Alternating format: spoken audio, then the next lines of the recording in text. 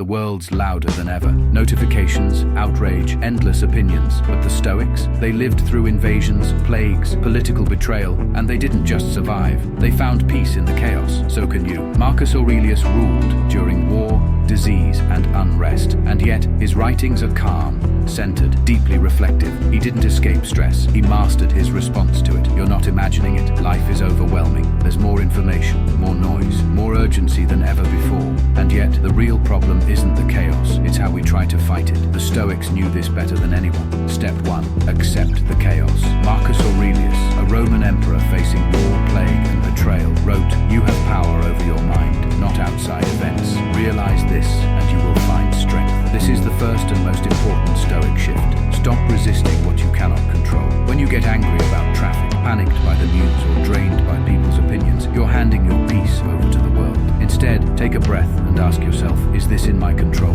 If the answer is yes, act with calm intention. If the answer is no, let it go completely, without guilt. This isn't passivity, it's strategy, it's emotional discipline. The Stoics didn't ignore reality, they just refused to be ruled by it. When you stop trying to fix the chaos, you start managing your response. That's where your true power lies. Not in changing the storm, but in becoming the eye of it. Right now, look at what's bothering you today, label what's outside your control, and mentally release it just for a moment. Practice this one shift, and you're already thinking like a Stoic. Now let's move to step 2, guarding your mental space. Ever feel like your brain is on fire before the day even begins? You wake up, you check your phone, and within minutes you're pulled into news headlines, arguments, and notifications screaming for attention. The world doesn't knock, it barges in. That's why the second Stoic principle is so crucial. Create mental boundaries. Step 2. Create mental boundaries. Marcus Aurelius said, "The things you think about determine the quality of your mind."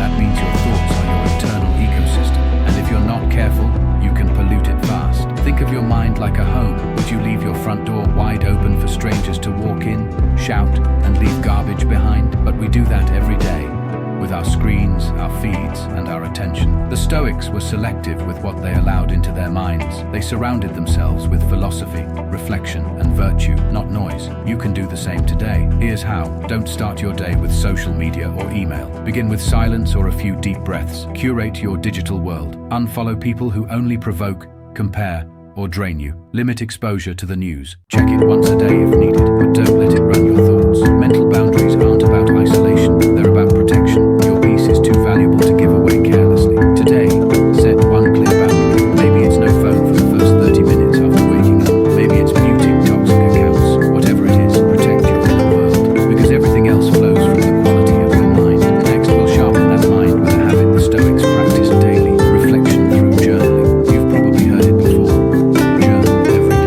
Journaling isn't about writing fancy thoughts in a leather notebook. For the Stoics,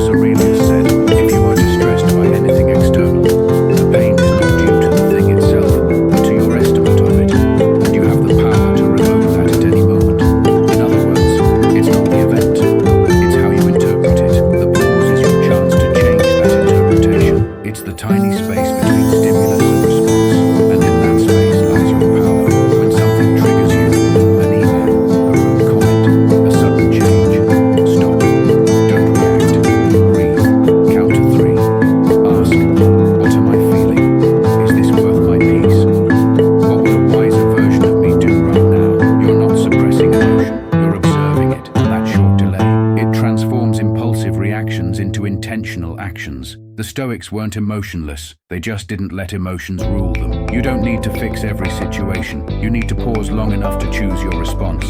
Today, when you feel triggered, pause for just 3 seconds.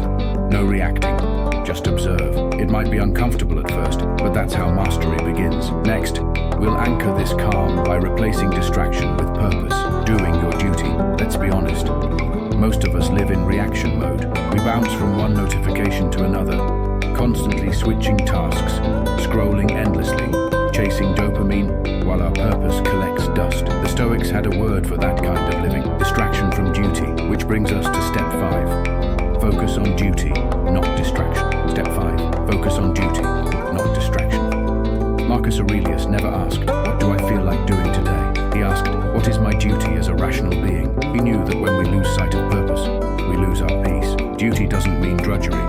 It means clarity. It means waking up and asking, what must I do today to live with virtue?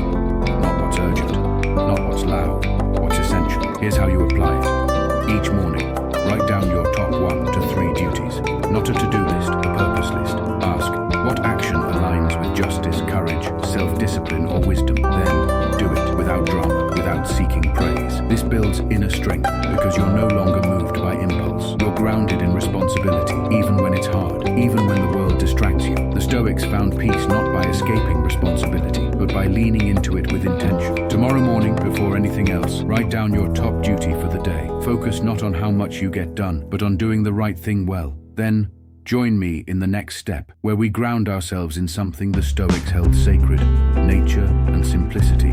When was the last time you truly felt calm? Without a screen, without noise, without multitasking. In our digital, hyper-connected world, even moments of rest are crowded. The Stoics knew the answer wasn't more stimulation. It was simplicity. That's why step 6 is about something deeply grounding. Reconnect with nature and simplicity. Step 6. Reconnect with nature and simplicity. Marcus Aurelius wrote, "Observe how all things are continually being born of change, the universe's transformation." He found peace in nature, not just its beauty, but its stillness, its rhythm, its indifference to human chaos. Nature reminds us life moves forward, without panic, without hurry. The tree doesn't rush, the wind doesn't apologize. The sun rises whether you're stressed or not. You don't need to retreat to a mountain. A simple walk, watching leaves in the wind, feeling sunlight on your skin. These moments pull you out of mental noise and return you to what is real. Simplicity is the antidote to our scattered minds. Clean one space, eat one meal without distraction, speak one kind word. Small acts, big clarity. The Stoics weren't monks, they were leaders, soldiers, statesmen, but they understood this truth. The quieter your environment, the clearer your judgment. Today, spend 5 minutes in stillness. No phone, no music, just nature or silence. Notice what you feel. Let go of complication. And in that simplicity, you'll find a kind of strength the modern world forgets. Next, we'll prepare for the one thing we all face daily, other people, and how the Stoics handled them with grace. People are frustrating. They interrupt. They criticize. They do the opposite of what you expect. And too often, they steal our peace, not by what they do, but by how we react. That's why the Stoics gave us a powerful mindset shift. Expect people to be difficult, then choose calm anyway. Step 7. Expect people to be difficult.